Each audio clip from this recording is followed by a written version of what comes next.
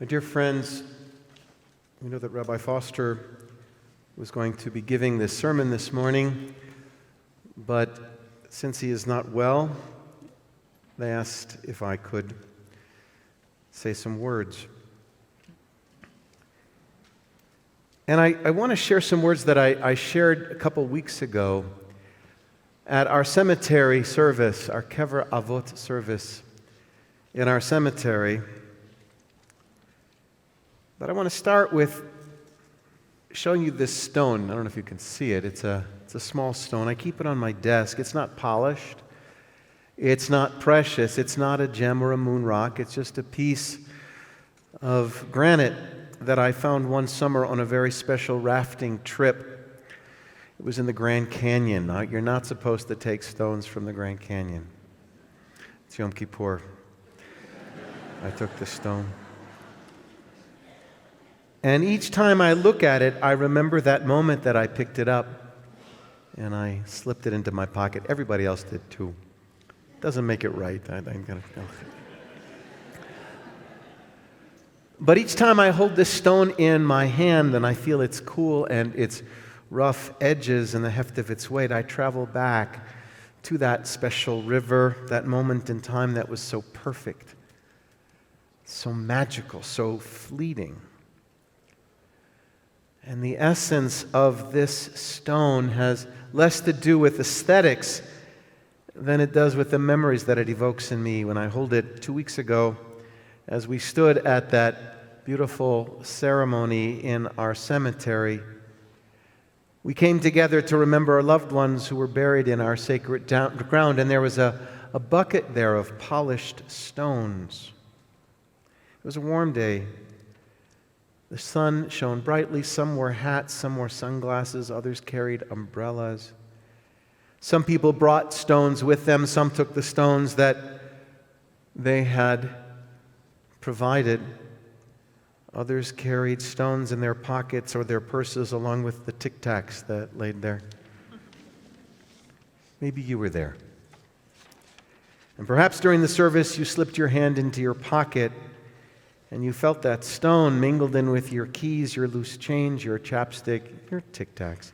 And as you touched it and felt its coolness, perhaps you thought about what you were going to do with it, how you were going to take it and place it on top of the grave of a loved one on that sunny day.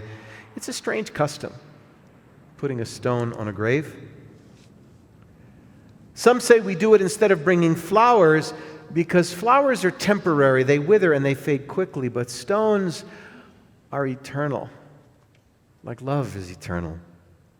Others, the sociologist and the anthropologist among us, believe that the custom of placing a stone on a grave is a remnant of an ancient practice. The stone becomes a talisman to ward off evil spirits, to protect our loved ones on their long journey from this world to the next.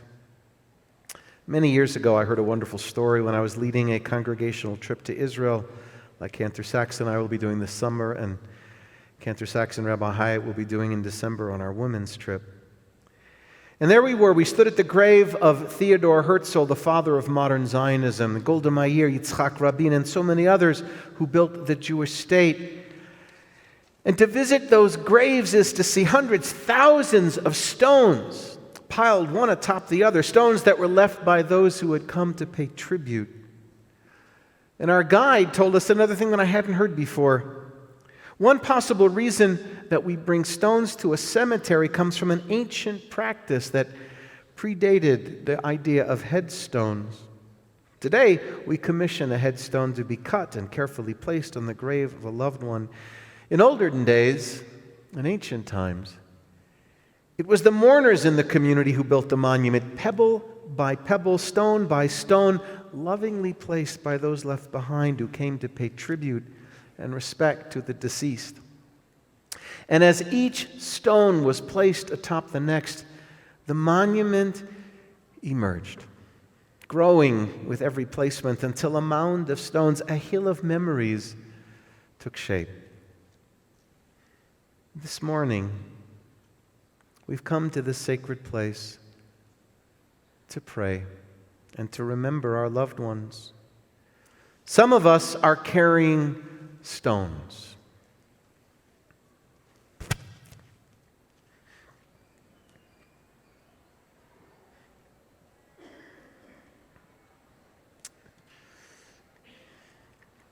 They weigh heavily in our hearts.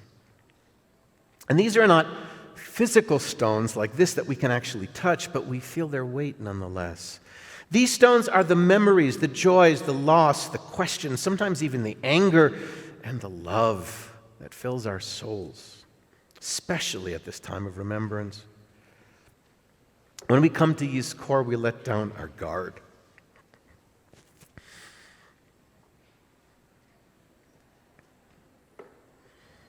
Here we are permitted. We're permitted to feel the absence of loved ones in our midst, in our lives. And the emptiness that their deaths have created is palpable.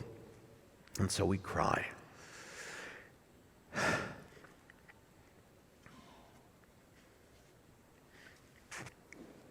And when our tears flow, we are not alone. Like those ancient graves made of pebbles. Each tear has a purpose. Each one that we shed joins thousands of other tears of all of us who are with us today and all who ever felt a loss over the ages. Our tears merge together and create what my colleague Rabbi Jeffrey Salkin has called a river of tears that has accompanied our people throughout our wanderings. It flows when our hearts are filled with emotion, whether joy or sadness, at our simchas or our sorrows. This morning, just before services began, I did something I've never done in my 36 years of being a rabbi. I officiated at a brit milah. Baby was born 8 days ago. And that juxtaposition of joy, of new life, new beginnings, on this day when we also remember was remarkable and holy and wonderful. So right now,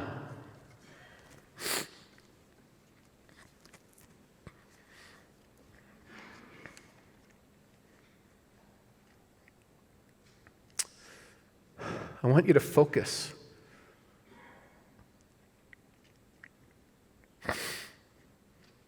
Focus on the stones.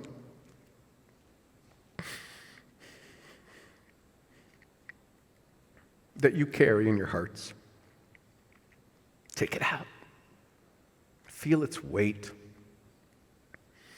Now take it and toss it into that river of tears and see how it ripples. See the circles that emanate out from the point where it's splashed into the water, growing larger and larger until those circles seem to disappear, but they don't. Those circles keep on going even when we can no longer see them. In the same way, those whom we love, who are no more, still impact our world. When we remember them, when we remember their love, their laughter, their silliness, and their soulfulness, we ensure that their impact will continue. When we find ourselves saying the things that they said, doing the things that they did, laughing at their jokes, cheering their successes, and feeling their failures, when we work on their behalf to continue the legacy of love and caring that they have bequeathed to us, we keep their memories alive. And when we are determined to keep on living, to celebrate the gift of life that they had to relinquish, we are building a monument to their legacies. My friends, today is the day that we are acutely aware of both the fragility and the possibilities of life. So on this sacred day, we remember, we give thanks, and yes, we allow our tears to flow. And our task as we continue on this holiest of days is not to cast away our grief like stones. That would be impossible. That would be unhealthy. Our task is to learn to live with our grief, to use it to build a monument to our loved ones who have died.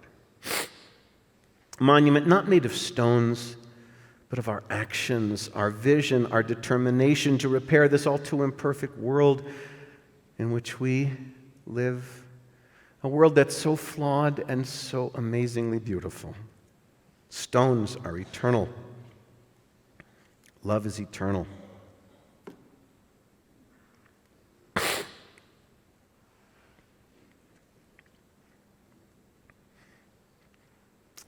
May we learn to embrace the stones we carry in our hearts and use them to remember, to build, and to cast away the pain, the hurt, and the loss that is a lasting legacy. Yizichram Baruch. May the memories of our loved ones be for a blessing. And let us say Amen.